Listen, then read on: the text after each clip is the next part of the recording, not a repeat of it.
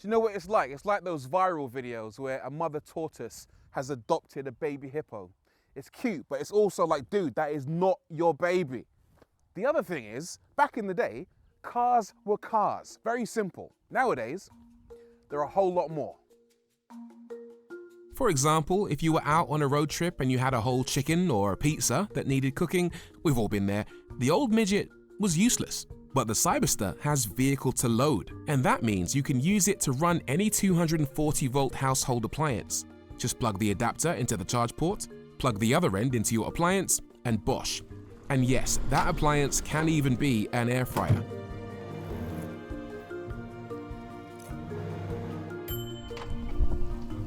That looks banging.